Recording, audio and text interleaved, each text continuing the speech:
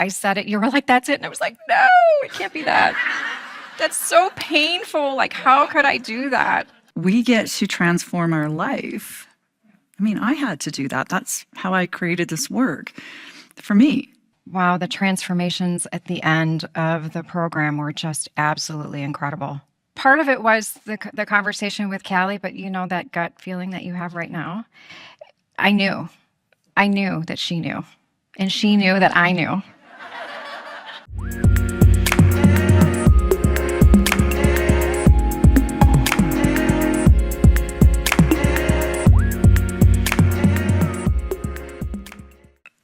Share with everyone. Did it surprise you where you landed when you first came into work? Were you expecting this?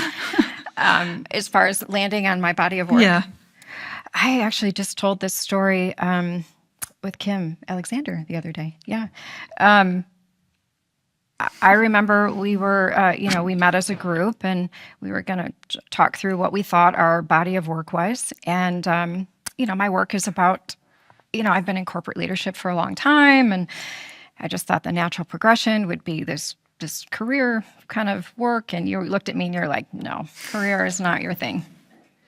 And I was like, really? Well, God, it just seems like it would just fit right in. And as we began to explore, and you had this really beautiful way of holding the space for this complete space of vulnerability. Because when you said, what's the most painful thing that you've had to work through or that you're still working through? And at the time, my relationship with my daughter was incredibly fractured and incredibly painful. And when we began to recognize the thread of my story of, hiding behind my intellect and, just mentally driven in all areas of life and not really having connection to, the deep disconnection within myself. And when I said it, you were like, that's it. And I was like, no, it can't be that. That's so painful. Like, how could I do that? And then I was worried about her reaction and what she would think about me talking about her. And so there was all these layers that really kind of surfaced really quickly that was really beautiful. But it was actually a beautiful catalyst to a beautiful conversation with my daughter.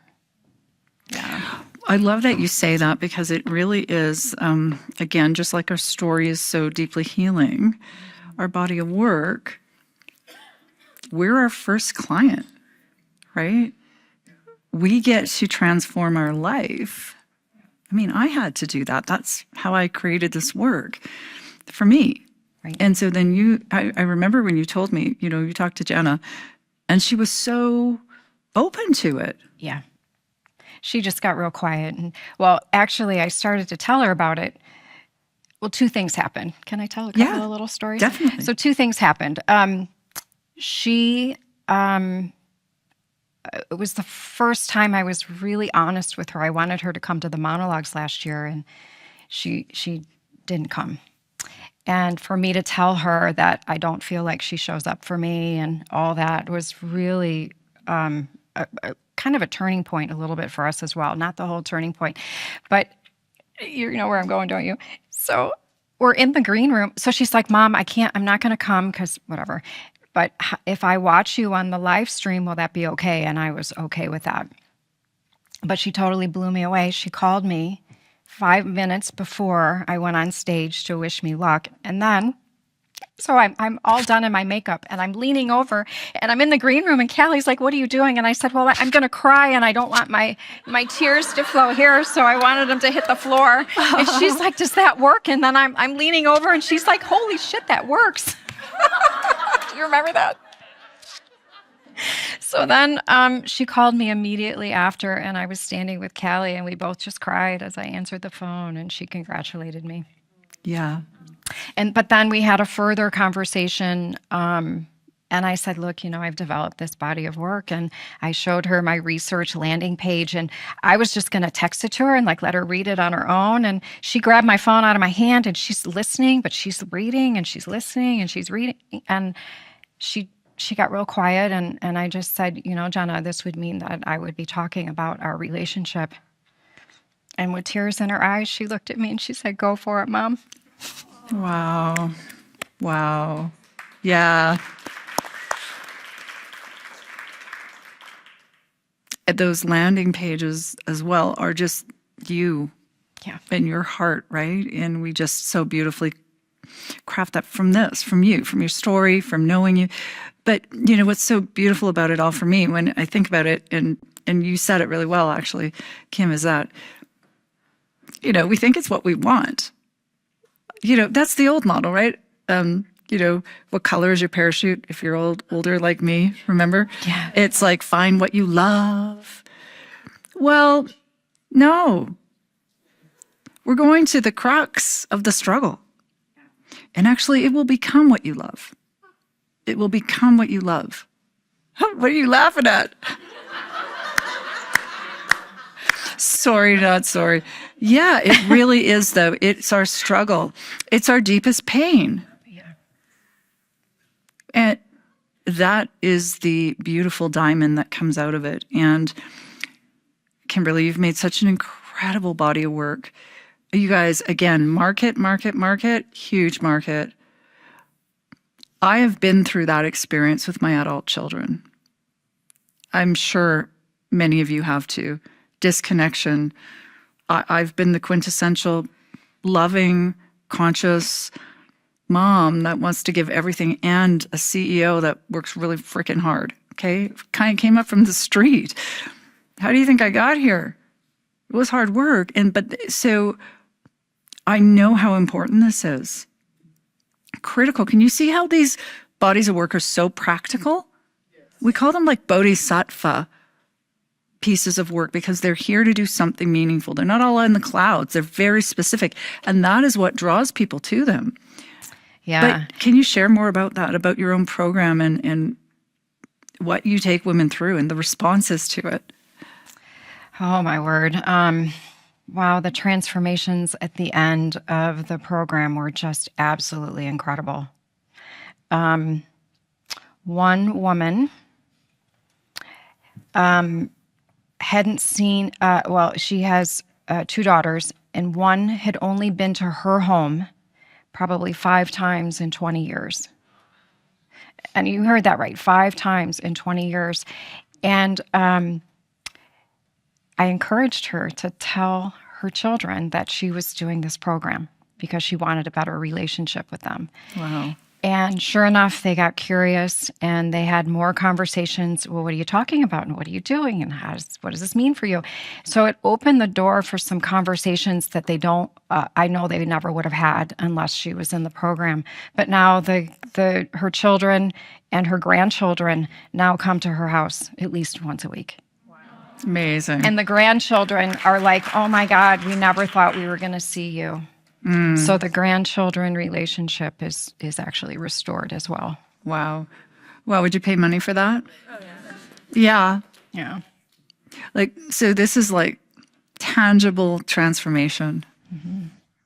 And how do you feel about it? Is this something you love to do? Does this feel like your legacy work? It's just so deeply meaningful and, even more needed than I thought was possible. Yeah. A lot of people ask, are you doing other areas? I've got, this relationship or that relationship. And for now, I'm going to focus on adult children because it's when you start there, all relationships heal. Yeah. And we really get you to go very, very, very specific, women, when we do this part of the work.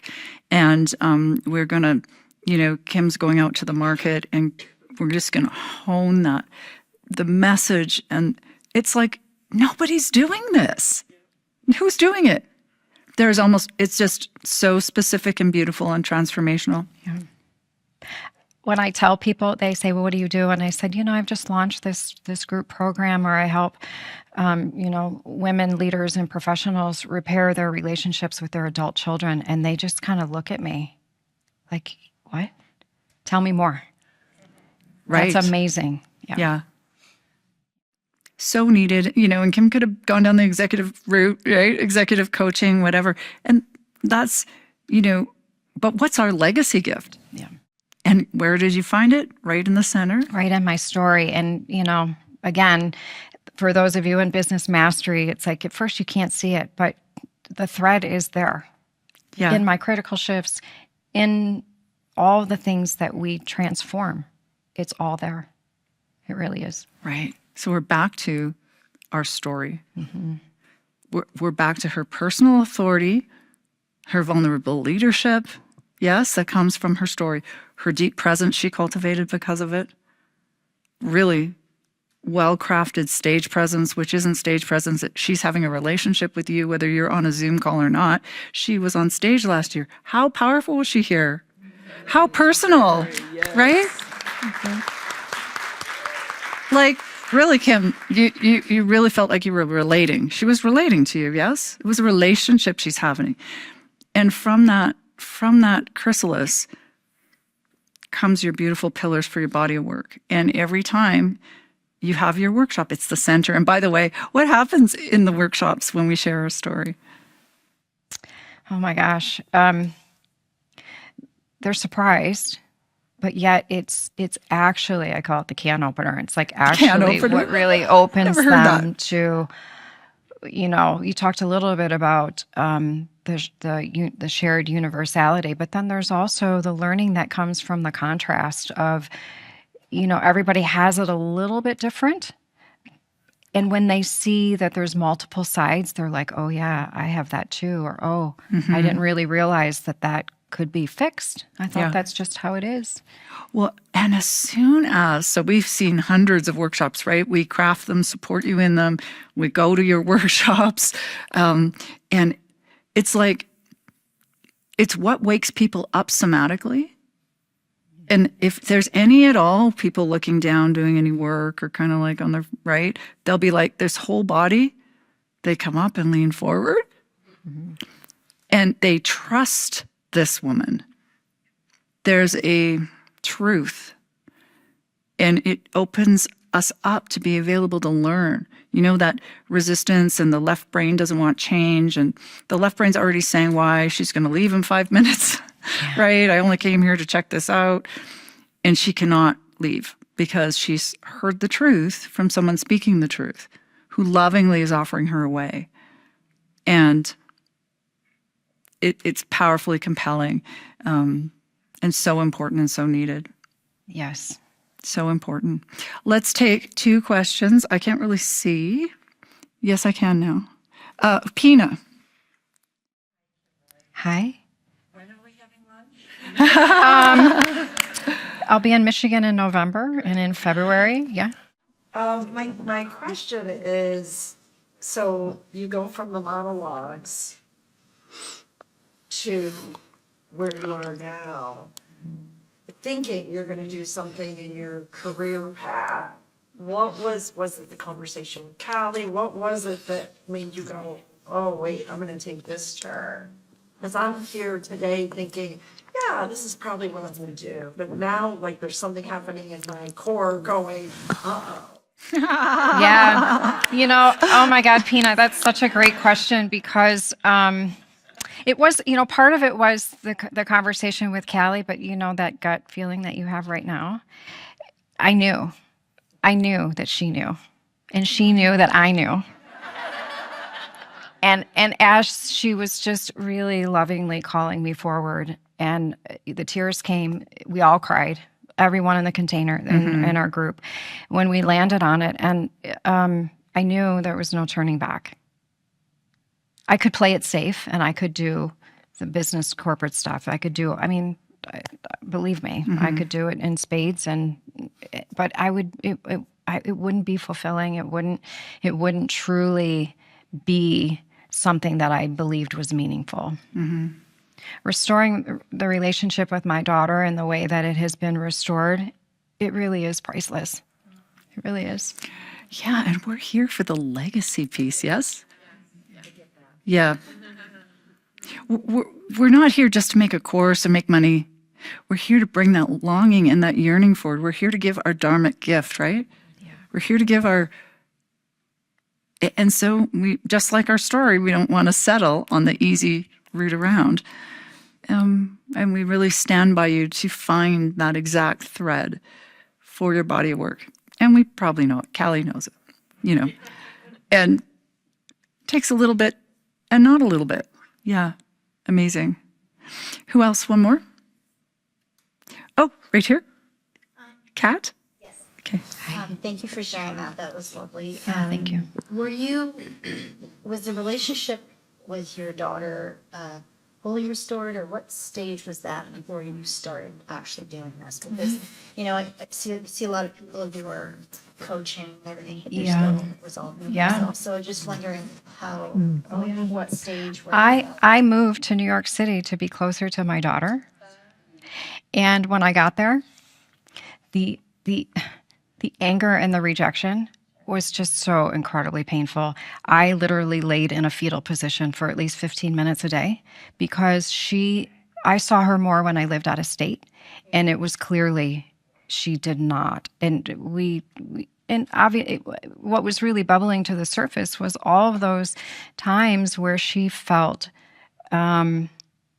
she wanted something and didn't get that because I was so consumed in what I thought I needed to do to give her the life that I wanted to give her. But the life she wanted was just time and presence from me. And I didn't realize that I wasn't doing that because I was so consumed in what I thought my family and cultural beliefs were and how you do things, right?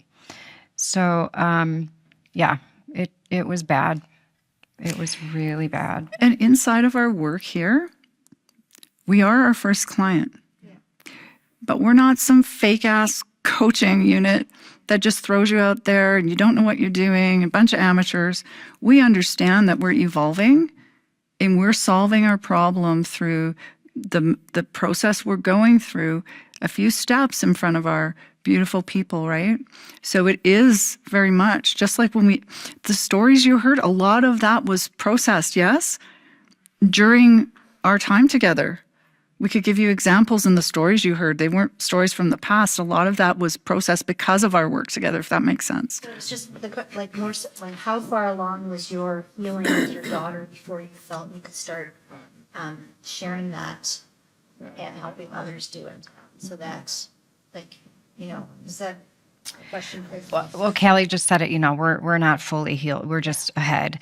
But actually, I have to say, I'm going to kind of do a couple of shameless plugs here for you too. We've all read, Callie says, we've all read the books and we've all done the things. And, but this has really been the only program that has really been able to coach me through my resistance. I'm very strong. I might look one way, but don't mess with me. Like, seriously. You don't mess with me and you don't mess with my kid, right? So, this last 5% is really these really deep blind spots that we can't see. And there were some blind spots that were revealed, I guess is the way to say that. And I could see that the exchange of how I was showing up in the relationship and how she was showing up in the relationship, when I recognized what was happening, then I could take the right steps towards healing it, right? Family and cultural beliefs, right? You're just pissed off at the kids. Doesn't matter whether they're doing good or not. That's just how you are. And that is such a deep reckoning of awakening. It's like, well, anger is my go-to response, but it doesn't have to be anymore. So there was a lot of this very easeful uncovering and awarenesses that I couldn't look away from. And as I began to work through my pieces in that, I began to see how it was playing out in the relationship. Yeah, I feel like I touched you in that. Yeah. Mm-hmm. Yeah. Mm-hmm. It's powerful work, very much so. It's for me, but it's also for her. I said it in Pina was in my small group earlier, and the reflection to one woman was, the wholeness in me sees the wholeness in you. And we were both so fractured in so many different ways that my wholeness is really enough to see her wholeness, even if she can't see it yet. So yeah, it's really been an amazing process. Mm-hmm. I'm so happy that you are here on the planet doing what you're doing, Yes, Kim. thank you. Seriously. And I fully look forward to supporting you, in our team to really bring you out to the world, and so proud of your commitment. And she is fierce and beautiful. And yeah, Thank you. This is intergenerational healing. Yeah. Yeah. Again, pioneering a new way and no shame, right? And forget the executive stuff. Do that any day, right? Right. Yeah. Thank you.